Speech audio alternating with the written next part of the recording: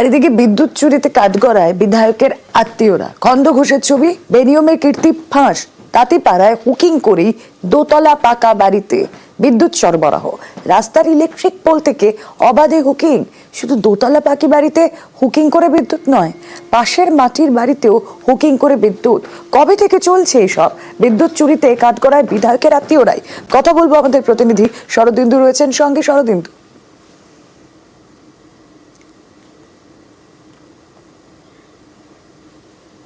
বেপরোয়া শ্বশুরবাড়ির লোকজন এই প্রশ্ন কিন্তু তুলছেন এলাকার বাসিন্দারা। কারণ খণ্ডঘোষের যে বিধায়ক নবীন চন্দ্র বাগ, তার শ্বশুরবাড়ি খণ্ডঘোষেরই তাঁতিপাড়া এলাকায়, এবং এখানে দুটি বাড়ি রয়েছে। একটা দুতলা পাকা বাড়ি, সেই বাড়িতে বিধায়কের দুই সম্বন্ধী থাকেন এবং পাশের মাটির বাড়িতে থাকেন তার শ্বশুর শাশুড়ি।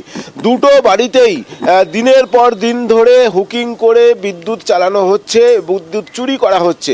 সেই প্রশ্নই তাই এলাকার বাসিন্দারা তুলছেন যে কেন বিদ্যুৎ দপ্তর বা প্রশাসন কোনো ব্যবস্থা নিচ্ছে না এই চুরির ব্যাপারে। কারণ বিদ্যুৎ চুরি আটকাতে কড়া আইন এনেছে বিদ্যুৎ দপ্তর, তারপরেও বিধায়কের শ্বশুর বাড়িতে দুটি বাড়িতে কিভাবে এভাবে বিদ্যুৎ চুরি চলছে তা নিয়ে তারা প্রশ্ন তুলেছেন। বিধায়কের শালা তিনি আবার বেনিয়ম হচ্ছে জেনেও আবার যুক্তি সাজাচ্ছেন, এই ঘটনাও আমরা দেখতে পাচ্ছি। এরকম কতদিন ধরে চালাচ্ছেন হুকিং? বেশি না, ছিল ওটা। দুটো বাড়িতেই কি মানে হুকিং করা আছে? না না, এটাই রিসেন্ট করলাম।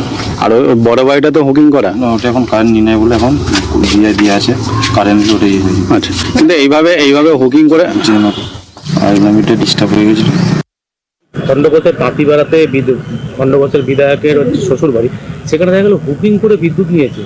ঠিক আছে, আমরা এগুলো এসবিসি ডিপার্টমেন্টকে বলবো, এগুলো একটু ফিল্ড ইনকোয়ারি করে ভেরিফাই করে ব্যবস্থা নেওয়ার জন্য।